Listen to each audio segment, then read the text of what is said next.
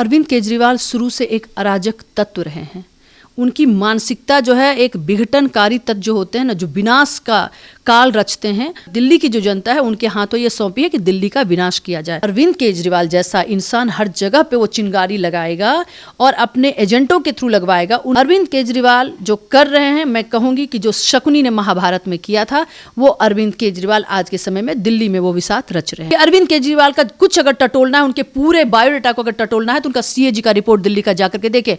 जो आदमी को रेवेन्यू की अंडरस्टैंडिंग है, सब धुआं ही धुआं है वहां पे। इतना घोटाला है अरविंद केजरीवाल सरकार के अंदर जो किसी के समझ से बाहर की बात है। दिल्ली की जनता जहां पे इतना सारा टैक्स का पैसा दिल्ली सरकार को जाता, उसका इतना जबरदस्त मिसयूज। मैम, दिल्ली के बॉर्डरों पे जिस तरीके के हालात बने हुए हैं, वहां पे अगर फोर्स को भेजा जा रहा है, तो आखिरकार अरविंद केजरीवाल ने उन बसों को, जो 576 बस थी, उन्हें आखिरकार बैक क्यों बुला लिया? आखिरकार क्या चाहते हैं अरविंद केजरीवाल?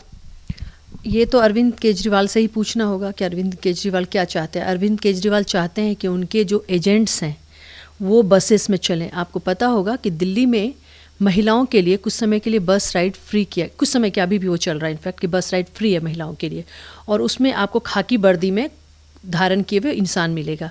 वो ऐसा प्रतीत होता है कि वो दिल्ली पुलिस का जवान है, होमगार्ड का जवान है, जबकि वो एजेंट्स हैं अरविंद केजरीवाल की सरकार के।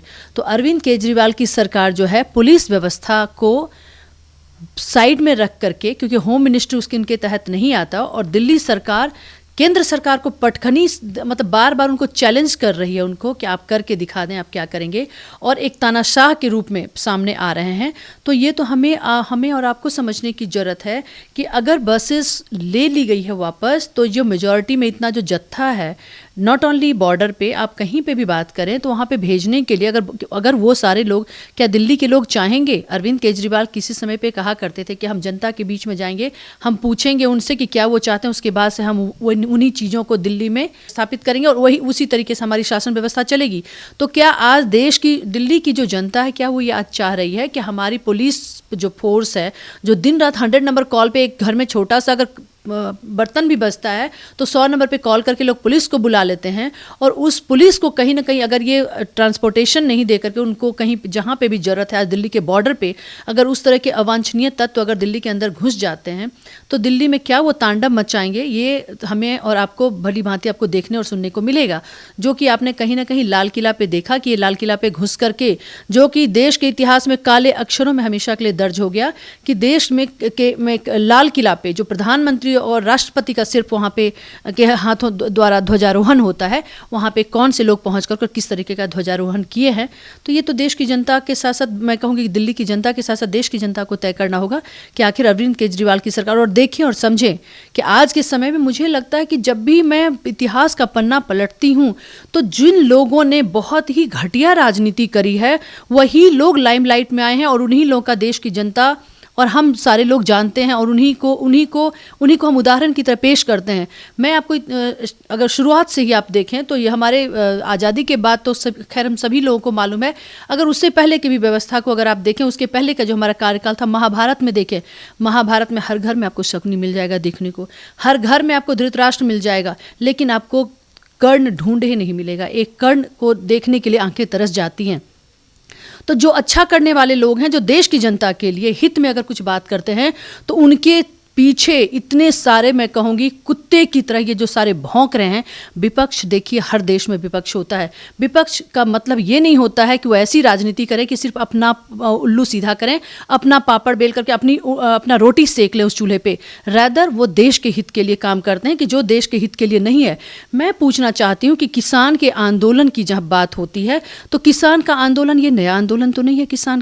किसान का आंदोलन मैं इसी अरविंद केजरीवाल को याद दिलाना चाहती हूँ, और इसी जंतर मंतर पे हुआ था, जहां पे जंतर मंतर पे धरना दे दे करके ये इंसान आज चीफ मिनिस्टर की कुर्सी पे, ये लोमड़ी है, ये पहुंचा हुआ है कि इस जंतर मंतर पे कितनी बार उन्होंने धरना दिया था, और वहां से ही इन्होंने अपनी सरकार बनाने का दावा भी पेश किया था, और सभी लोगों को इन्होंने, जितने भी उस समय के मिनिस्टर थे, सभी लोगों के लिए बोला था कि ये सारे लोग गलत है। उसमें कांग्रेस हो, कोई भी पार्टी हो, बीएसपी हो, एसपी हो, सारे पार्टी के लोग थे, डीएमके, आप शिवसेना, हर पार्टी के लोग आपको उसमें मिल जाते।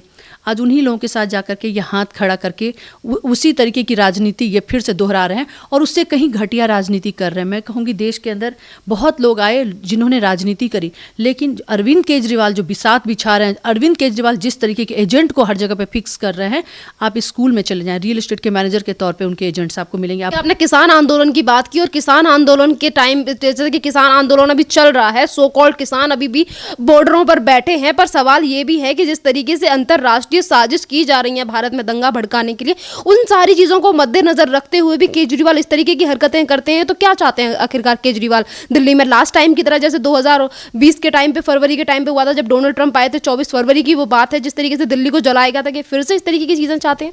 देखिए, अरविंद केजरीवाल कभी भी वो बेहतरीन के लिए काम नहीं करेंगे। अरविंद केजरीवाल का जो पॉलिटिक्स है, जो वे ऑफ पॉलिटिक्स है, वो है सिर्फ अपना मोहरा को फिक्स करना कि हम कैसे निकले और पूरे देश पे हम राज्य करें। अभी उनका मेन एम कतई नहीं है कि देश की जनता के लिए सोचा जाए या किसी और के लिए सोचा जाए। दिल्ली के अंदर अंदर दुनिया भर की प्रॉब्लम्स हैं। आज उन्होंने, मैं उन चीज़ों पे नहीं जाऊंगी क्योंकि आज का वो सब्जेक्ट लाइन आप नहीं है, तो आप मुझे अलाउ भी नहीं करेंगी बोलने के लिए। इतने सारे मोहल्ला क्लिनिक्स बन गए, कोरोना काल में कितने मोहल्ला क्लिनिक्स काम आए, मैं वो पूछना चाहूँगी। महिलाओं का अगर जेल में जाकर के देखें, महिलाओं का क्या हालात है, उनके बच्चों का क्या हालात है, वो सारी चीज़ों, एजुकेशन को ले ले, हेल्थ को ले, किसी भी चीज़ को ले ले, सिर्फ ऊपर से दिखाया जा रहा है, पैकेजिंग इस तरह से की जा रही है। अरविंद केजरीवाल से मैं पूछना चाहूँगी, जंतर मंतर पे तमिलनाडु के किसान आकर धरना दिए थे, आपको बोलते हुए मेरी आंखें नम हो जाती हैं कि वो किसान, तमिलनाडु के जो किसान थे, वो एक लंबे अंतराल तक जंतर मंतर पर रहे थे और मेरा बार बार जाना और उन लोगों से मिलना भी हो रहा था। मैसेज, ये इंडिकेशन वो सारे के सारे किसान दे रहे थे। उस समय पे अरविंद केजरीवाल कहाँ थे? उस समय पे ये जो राकेश टिकैत हैं, मैं उनसे पूछना चाहती हूँ, राकेश टिकैत, आप किन किसानों के नेता हैं? आप क्या सिर्फ पंजाब और हरियाणा के किसानों के नेता हैं? और अगर आप किसानों के नेता हैं तो मैं नेता के तौर पे भी आपका एक्सेप्टेंस कैसे मानूं? आप तो दो बार चुनाव लड़े, आपका जमानत जब्त हो गया। किसको आप घड़ियाली आंसू बहा करके आप दिखा रहे हैं? अगर देश के अंदर आंसू बहाने से, अगर इमोशनल कार्ड जो इन्होंने खेला है, आंदोलन देखिए इमोशनल कार्ड पे नहीं खेला जाता है शरीन। आंदोलन जो है देश की जनता को जो तथ्य है उससे अवगत कराना होता है, तब वो आंदोलन का रूप लेता है। महात्मा गांधी ने आंदोलन किया, कितने सारे आंदोलन किए, लेकिन वो अहिंसा का आंदोलन था। अगर महात्मा गांधी भी बैठ करके इमोशनल कार्ड खेलते और आंसू बहाते तो आज हमारी देश को आज़ादी नहीं। देश का नाम लिया आपने और देश की तरफ से ये भी सवाल उठ रहा है, अभी आपने राकेश टिकैत का भी जिक्र किया, और राकेश टिकैत जिस तरीके से अभी कुछ दिन पहले आंसू बहा रहे थे और तमाम तरीके की बातें कर रहे थे, और आज वही राकेश टिकैत को जब पूरी विपक्ष का सहारा मिल जाता है, राहुल गांधी हो, अरविंद केजरीवाल हो, बसपा हो, जितने भी विपक्षी पार्टियां हैं, आज सभी लोग इन सब लोगों को सपोर्ट कर रहे हैं। और इसके बाद राकेश टिकैत ये कहते हैं कि मैं मोदी को उसकी गद्दी से हटा दूंगा। इस तरीके की भाषा का इस्तेमाल करके वो पीएम नरेंद्र मोदी के लिए ये बोलते हैं, केंद्र में सरकार बैठी है पीएम नरेंद्र मोदी की, हम उसे हटा देंगे। एक तरफ केजरीवाल का इस तरीके से रवैया, टिकैत को सपोर्ट करना, तो क्या ये सिर्फ और सिर्फ केंद्र को हटाने के लिए है या फिर सच में भी ये कुछ काम कर रहे हैं? राकेश टिकैत पहले अपनी जमानत जो जब्त हुई थी उसको बचा लेते तो मैं उनकी बात भी सुनती। इमोशनल कार्ड खेल करके आंदोलन नहीं छेड़ा जाता। आंदोलन करने के लिए जज्बा चाहिए, बुलंदी चाहिए। रो करके एक बार वो 2 बार जनता का इमोशनल कार्ड खेल लेंगे। क्यों नहीं चुनाव जीता था उन्होंने? 2 बार तो चुनाव लड़े थे, वो कहाँ है वो? दूसरी बात मैं बोलना चाहूँगी कि राकेश टिकैत तमिलनाडु के किसानों के साथ आकर क्यों नहीं खड़े हुए थे? आज जिन किसानों के साथ खड़े हैं, क्या तमिलनाडु के किसानों ने इनको न्योता नहीं दिया था?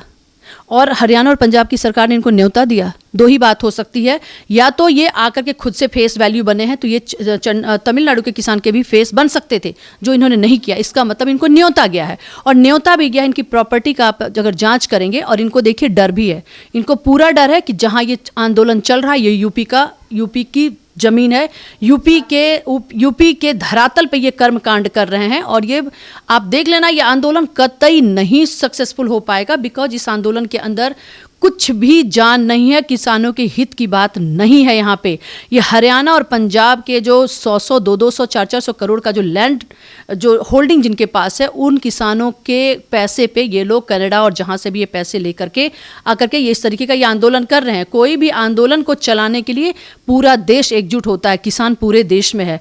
भारतवर्ष जो है हमारा, वो सिर्फ हरियाणा और पंजाब से नहीं बना हुआ है। राकेश टिकैत की प्रॉपर्टी की अगर आप बात करें, उनके पास दुनिया भर की प्रॉपर्टी है। एक कांस्टेबल, राकेश टिकैत जो थे, एक कांस्टेबल थे, मैं आपको बता दूं, और उस कांस्टेबल से ये अपने पिता की विरासत को संभालते हुए इतनी प्रॉपर्टी इनके पास कहां से आ जाती है? मैं बात करूंगी, फिर भी मैं उनकी प्रॉपर्टी पे भी, पर्सनल पे भी नहीं जाना चाहूंगी। सबसे पहले मैं पूछती हूँ कि राकेश टिकैत किसानी के नाम पे जो कर रहे हैं, तो किसान का चेहरा बने ना, किसान के हित की बात करें ना। फिर वो मोदी और राहुल और इन लोगों के और मायावती की बात, साधने की बात कहाँ से हो रही है? मोदी को अगर हटा देंगे, ठीक है, आप मोदी को हटा दें, अगर मोदी अगर अच्छा काम नहीं कर रहे हैं तो मोदी खुद ब खुद हटेंगे, देश की जनता हटाएगी। राकेश टिकैत की कोई औकात नहीं है अगर कायदे से अगर देखा जाए तो। मैं फिर इसलिए कह रही हूँ कि औकात नहीं, क्योंकि जो इंसान जमानत नहीं बचा सकता अपनी, उसकी औकात क्या है? फिर से अरविंद केजरीवाल के ऊपर आऊंगी। जिस तरीके से दिल्ली के मुख्यमंत्री ने जो 576 बस थी वो लौटा दी, और जिस तरीके से सवाल उठ रहे हैं और लोगों की तरफ से यही सवाल है कि आखिरकार अरविंद केजरीवाल क्यों ये सारी चीजें कर रहे हैं? क्या अरविंद केजरीवाल दिल्ली में अराजकता, हिंसा करवाना चाहते हैं, इसीलिए इस तरीके की चीजें की जा रही हैं? देखिए, अरविंद केजरीवाल शुरू से एक अराजक तत्व रहे हैं। उनकी मानसिकता जो है, एक विघटनकारी तत्व जो होते हैं ना, जो विनाश का काल रचते हैं। दिल्ली की जो जनता है उनके हाथों ये सौंपी है कि दिल्ली का विनाश किया जाए।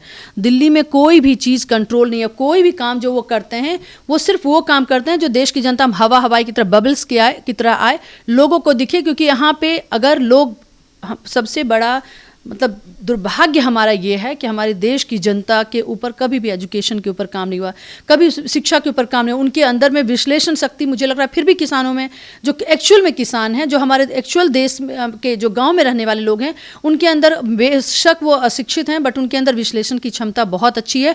आज आप बिहार के किसान से बात करें, पूर्वांचल की तरफ के किसान की बात करें, या जो भी और भी स्टेट्स के किसान की बात करें, वो किसान अगर 8 पेज का, देखिए ये बिल है, मैं फिर से इस बिल को तीसरी बार नहीं, मैं चौथी बार कल रात में भी इस बिल को पढ़ रही थी। इस बिल के अंदर देखिए कुछ भी ऐसा नहीं है।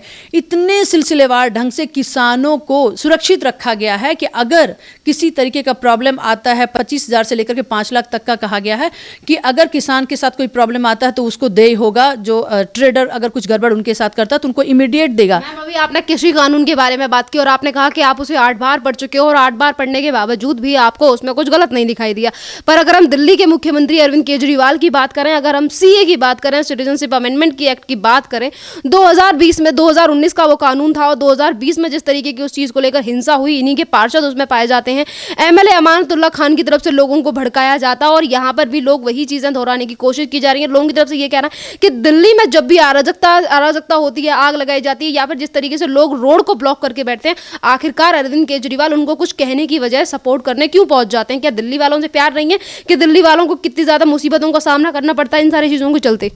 देखिए, अरविंद केजरीवाल किसी न किसी तरह से वो मीडिया में बने रहना चाहते हैं। एक समय था जब वो मीडिया को कहीं ना कहीं कहते थे कि आप बायस्ड हैं, आप कुछ लोगों का आप प्रोपेगेट करते हैं, आप उन लोगों का इश्यूज चलाते हैं।